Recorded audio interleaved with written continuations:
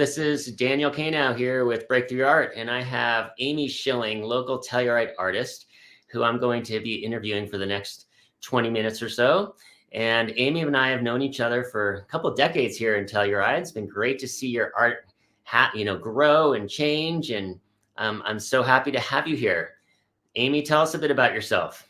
First up, I want to say it is such a pleasure to have this time with you, Daniel.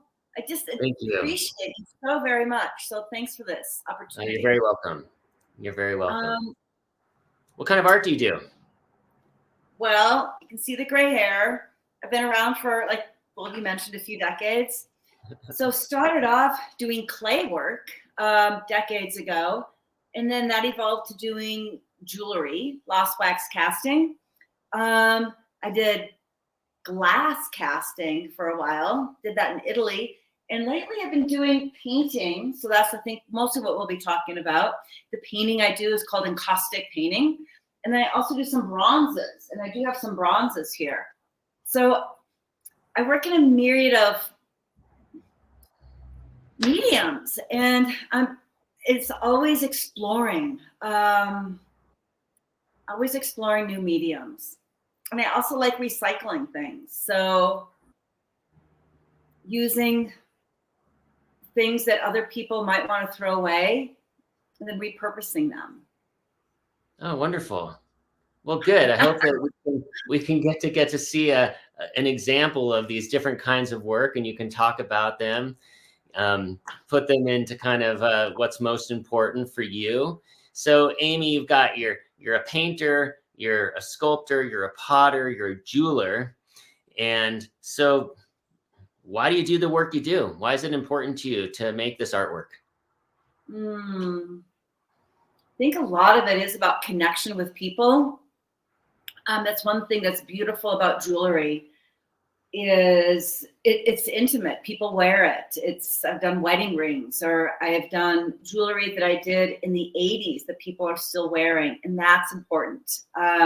It's also, for me, when you have an idea, you can't sleep until it comes out. It needs to be birthed. And so a lot of times that's what it is. It's something that has to come out, and you have to explore it.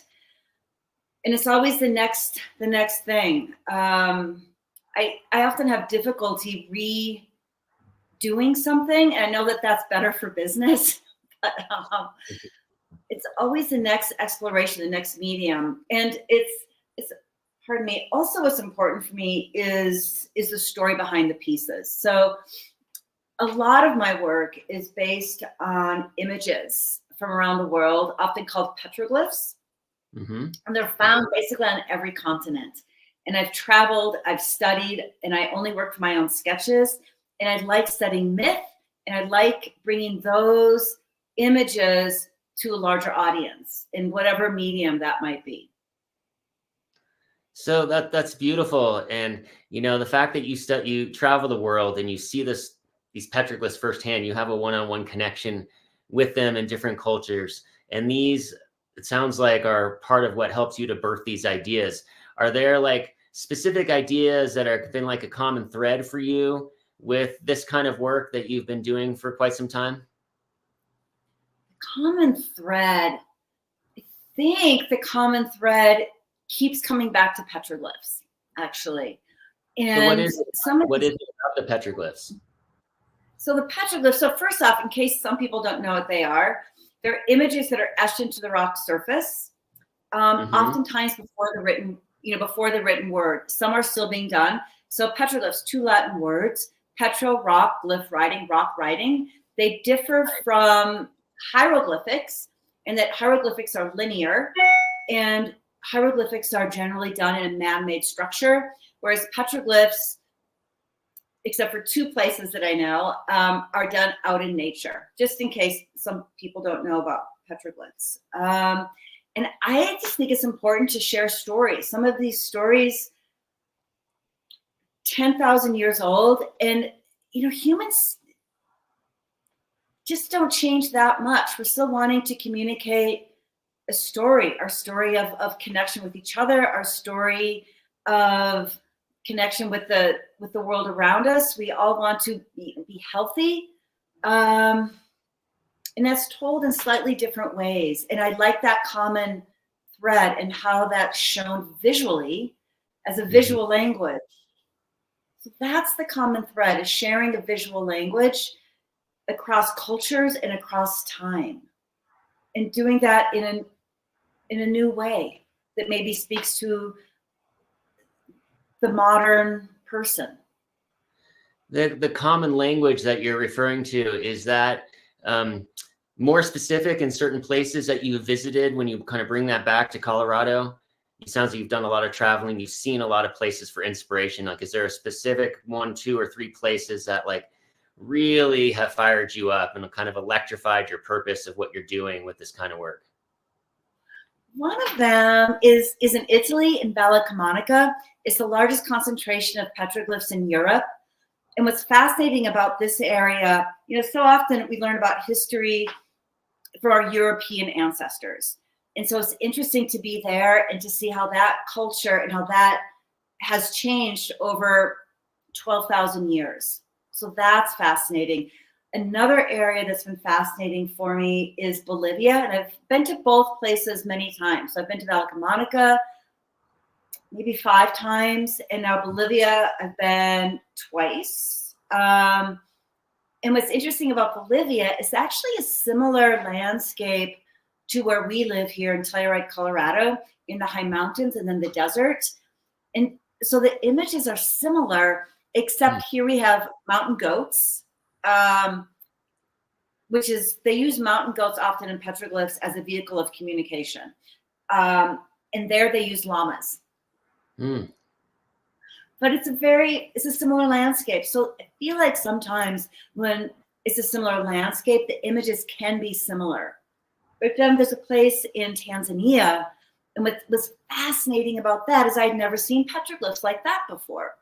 Nice. And it was a lot of grids, and talking to the people, and again, researching the mythology, etc., from 1,000 years, hundreds of years, the importance of the giraffe. And the pattern of the giraffe is what's represented in the petroglyphs. And I just find that fascinating. And what that might represent is our interconnectedness. Beautiful. That is so amazing. I love when we look at the culture of art across the world, how we can see these interconnections, between motifs and design, from Africa to Europe to Native American work, that there's these overlaps that we continually see time and time again. And by focusing on this kind of ancient art as being your muse, your inspiration for contemporary art, do you have a piece of art that for you exemplifies, that you want to start talking about? It kind of exemplifies some of that story, that imagery that you're referring to. I have a couple of pieces with me, but they're all important. You know how, like, when you're an amazing dad, you have kids, they're all special. They all have their own unique story, right? Yeah. I want to show you, actually, I do have a couple of sketchbooks. I'll show you some of that, because I think this is interesting. Like, this is a sketchbook, some of the sketches from the 80s. I want to show you this one. So again, a sketch from the 80s.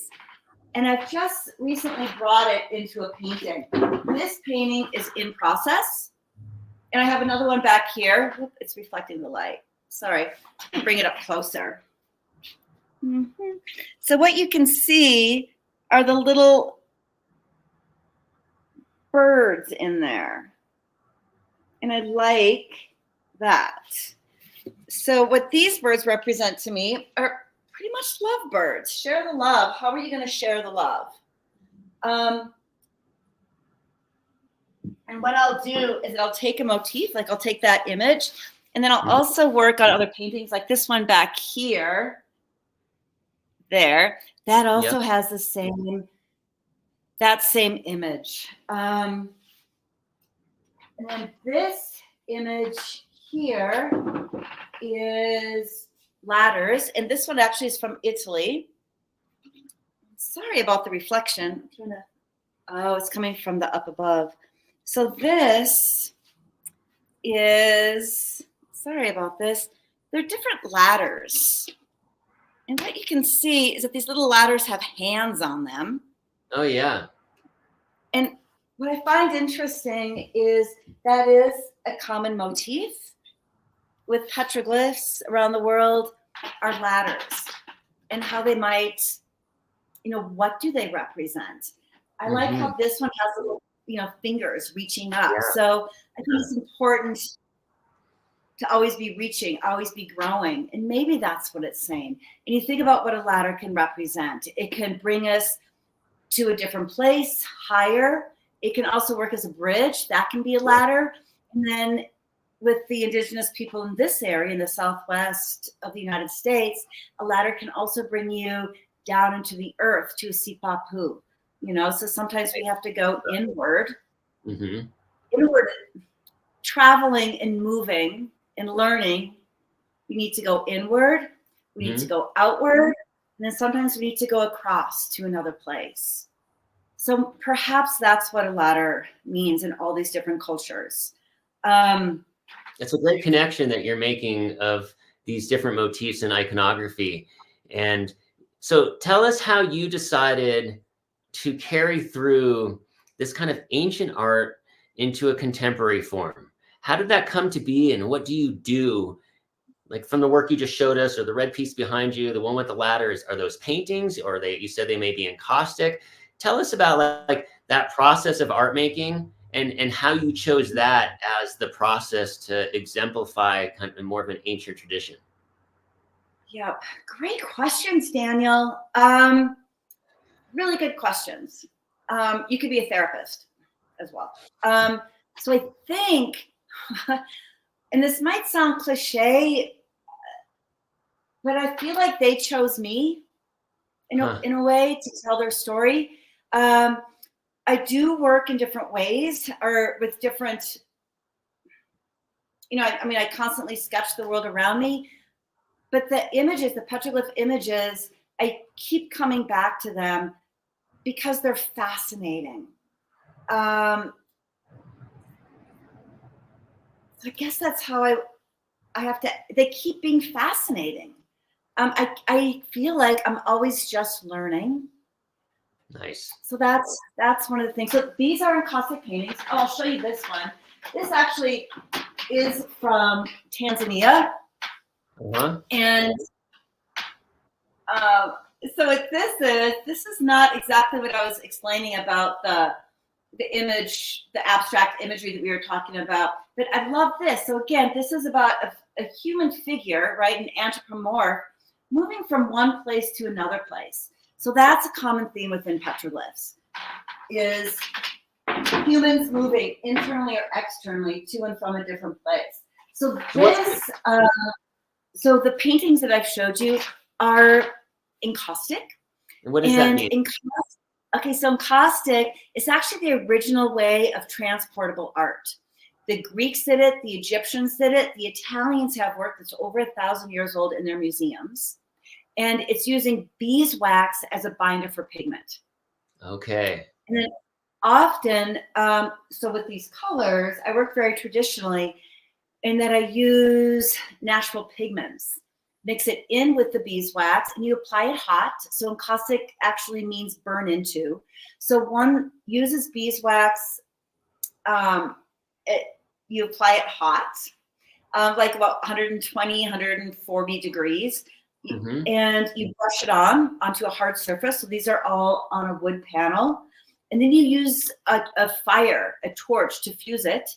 And then another layer goes on. And most of these paintings have between 20 and 30 layers of wax. Tell me about what is, if I may ask you, the process of layering, the process of these layers on top of layers. As a painter myself, like for me, I find layering extremely important. So many people want to get there in one shot. They think, oh, I can get there and be done in 2 hours. But that for me, like the layering is like a personal narrative. It's like a historical reference to your piece of art. I haven't worked that much in encaustic. Is it similar in that direction, that the encaustic, the layering is like what you're going through day to day, and you built up that transparency and that translucency and that history through the layering? Absolutely, Daniel. And with you, like, I don't work with acrylic and oil paint. I've tried, but it's, you know, it doesn't work for me. So I so respect and appreciate what you do. And yeah, the layering, you said it spot on. It's really important. And sometimes the painting will take years. You know, Yes. one of the first questions people ask is, how long does it take? It's like, Right. could be a month. It could be years. It just depends.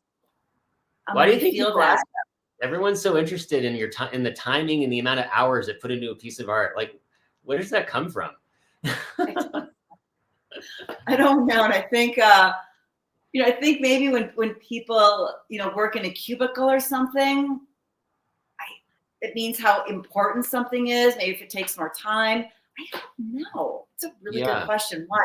But it is one of the first questions people ask. If I feel like if they're not that familiar with the art world. Well, I love another thing.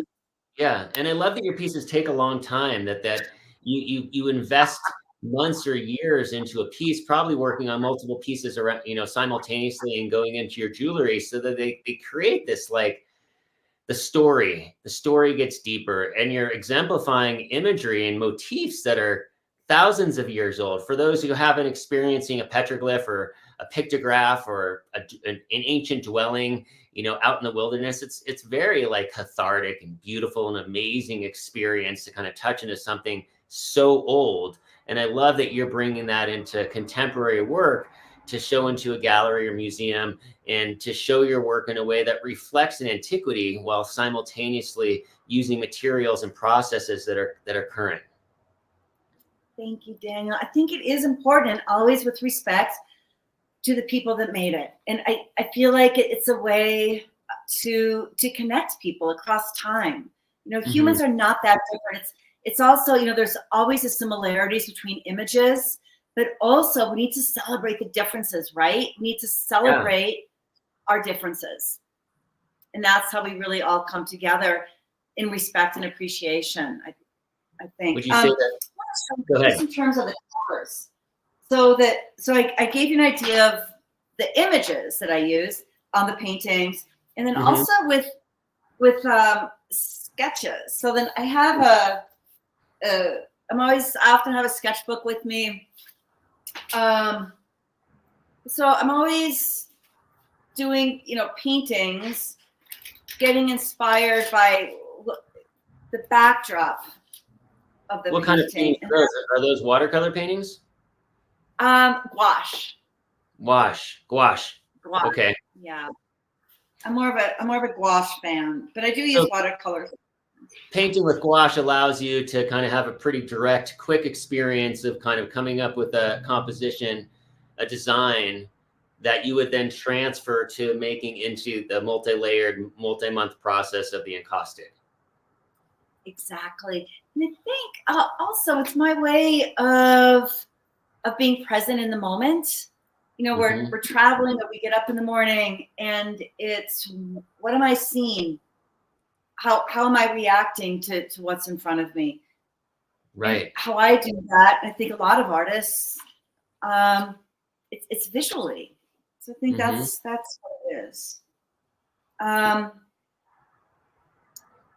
what it is. I'm going to show you too a couple of the bronzes. May I do that? Oh, yeah. So your bronzes, you're using lost wax bronze technique for casting jewelry. Is that right? Exactly. So it was a really, I mean, I've only done a few pieces, but it's I work with the same tools, slightly different kinds of wax. Yeah. But it's similar. So I keep going back to the wax, right? Whether it's painting or whether it's lost wax casting with the jewelry or the bronzes. Yeah. The connection between the lost wax and the encaustic is heat and fire. You know, when I've done lost wax sculpture in the past, and you're melting bronze in a crucible and you're pouring liquid metal that solidifies in a matter of like seconds from liquid to being solid, it's an elemental experience. So it's cool. It's like you're tapping into this, which is a very old historical method of making art. Just the lost wax has been kind of lost as a methodology. There's certain artists and sculptors and jewelers that keep it going. So I love that you're both of those tie into like the torch, the melting of wax, the heat, this kind of impermanence that you're taking into your work. Yeah, you're so good. It's so true. You have better words than I do. Thanks for offering me your words in the description. And I guess I'm a pyro in a way. I love fire. And I mean, look at my hands. They're freaking huge. It's like I work with my hands. Yeah. I am interested in moving, working with people that have more computer skill to bring some of these designs and ideas to, VR. That's exciting to me. Nice. I don't have that skill set though. So what I'm starting to do is, this is, let's see if you can see that a little bit more. I'll just bring it up. So this is a little bronze, and this actually is, it's actually from a petroglyph in Utah, and I've never seen one like it. It's just a sweet little girl. I call her Miss Shay. Nice. And what I'm excited to do, and I don't have the painting here, but what I want to do is that this is an element that's in one of my paintings. And so what I'm excited about doing now, what I'm working on, is bringing some of the elements of a painting and bringing them out. So then you can have a 3D experience of it. And then this is another one. It's just a really basic spiral. And you can just lay it in all these different ways. Are you doing small? Is this all work that you're able to do in your own home studio, that you're doing the pouring and the casting locally, or are you sending out to a foundry? I'm sending it out to a foundry. And I used to do my own castings at the original AHA school that, God, this is called the Silver Bell Building. But I do work with different casters now. So I can do my wax in the studio here. And right now I'm doing a lot of work at home. And then I do send it out. And I work with a few different casters depending on what metal I'm working in. Okay. And I'm good with that. It's these casters, they do it for a living. And so they're the best. So, yeah. And I'm just working more on collaboration. Yeah. And I like that. Yeah, I've had some experience at the Land's End foundry out in Paonia, as well as Shadoni when it was in Santa Fe. Both just amazing facilities. Like you said, it's expert workers with the making of the molds, of the making of just the whole process. It's such a beautiful process of the lost wax. And I love this thing that you're doing where you're having these these symbols that you're putting into sketches, you're putting into paintings and caustics and gouache, and then you're making them into 3-dimensional objects that can be held in your hand. As one who's done sculpture myself, I always find like, what's the interplay between sculpture and 2-dimensional? And I think you're doing that, and that's really inspiring. Thank you. It's really fun to talk about. And I appreciate it landing in a safe, inspiring place like it has with you. And I'm so psyched that you worked with Shadoni and Santa Fe. I didn't know that. And I wish I would have had the opportunity while they were still open. Yeah, it was a while ago. Yeah, quite a while ago. They just cast one piece for me. Wow. Let's get them open again. I want to be in Santa Fe. Yeah, they have I remember a beautiful sculpture park as part of their facility as well, which I always love. So if I may ask you, how do you like balance your calling to do tangible, physical, 3-dimensional building with wax and making a product that can be like what's in your hand, that beautiful spiral, the gouache sketching and painting, and then working with the encaustic?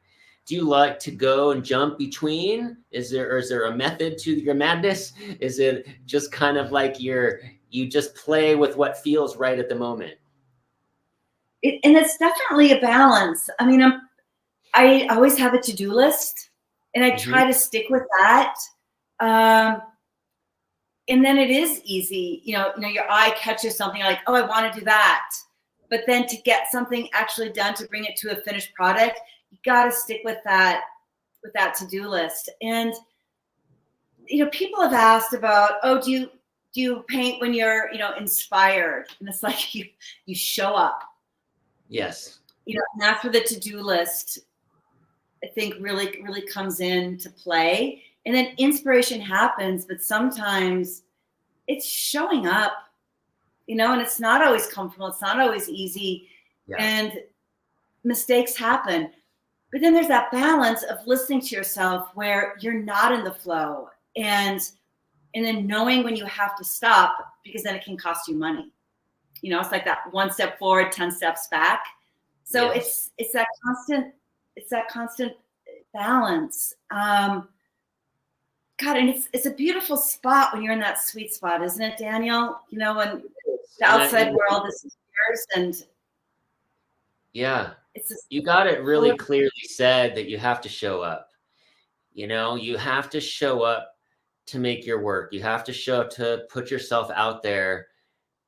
And often, like you said, it can be really difficult and scary, and you have no flow happening, and you're like, kind of, this isn't working, or I'm getting tired of this piece. And there's other moments, of course, where you're like spot on, and it's really exciting. And you draw from experience you had, a travel, an outdoor experience, seeing some other artwork, whatever kind of brought you that inspiration.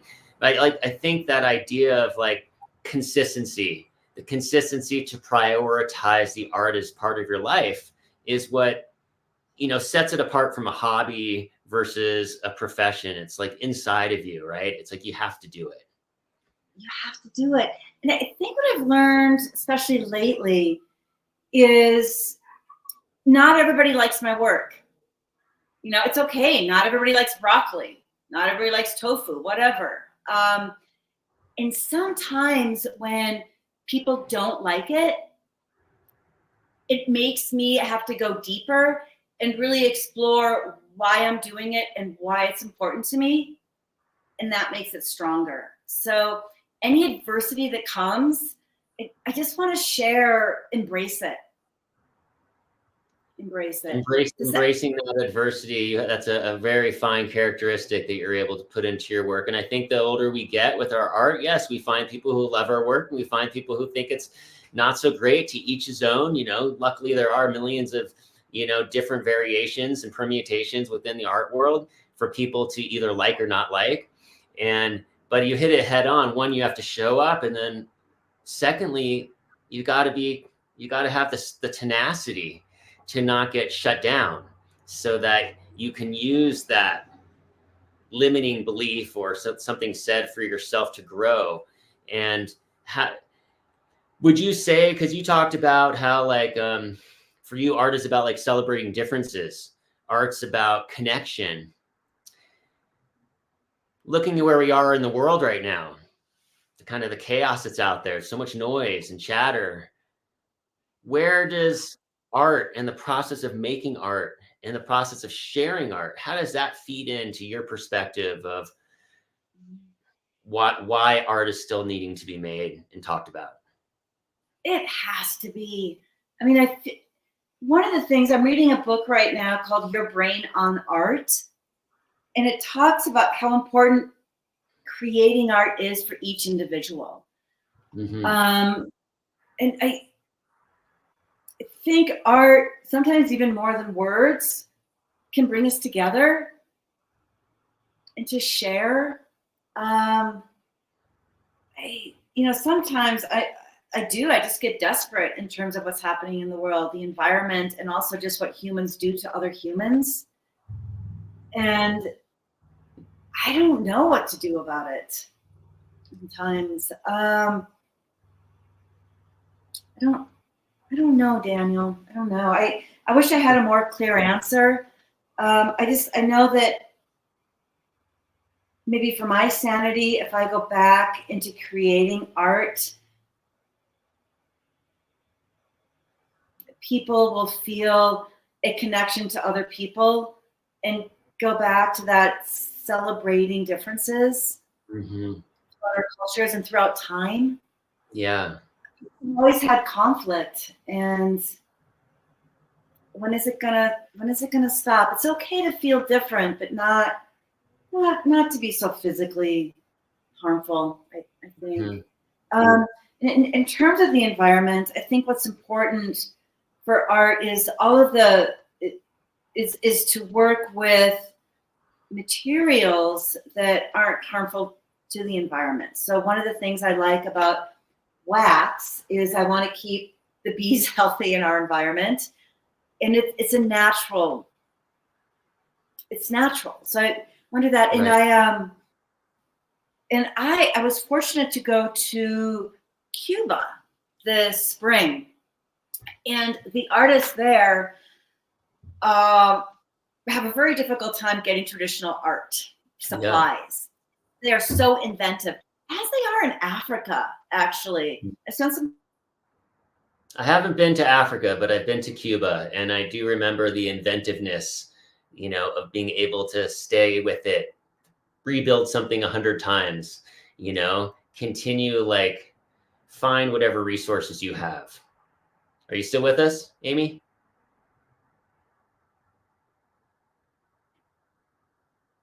Looks like we got a little bit of a bad connection here ending up. Amy, we'll hang out a little bit longer. So you've been hearing an artist interview with Amy Schilling, local artist in Telluride, Colorado, who does encaustic work, working with beeswax, working with a torch, working with lost wax, and making jewelry as well as small sculptures. So much inspiration that she has from iconography and imagery of travel and seeing work around the world. And this interconnectedness of her artwork is what she carries through. It looks like she dropped off. So, Amy, it was really fantastic to have you in this interview. And again, your idea of celebrating differences and connecting others together through artwork is so spot on. And I loved also what you said about you just got to show up, and you got to, in using that adversity, the challenges of someone may not like your work, the challenges of, oh, I'm not motivated today, using that to not give up and to go forward and to flip the script so that it actually can be something that's empowering for you within your artwork.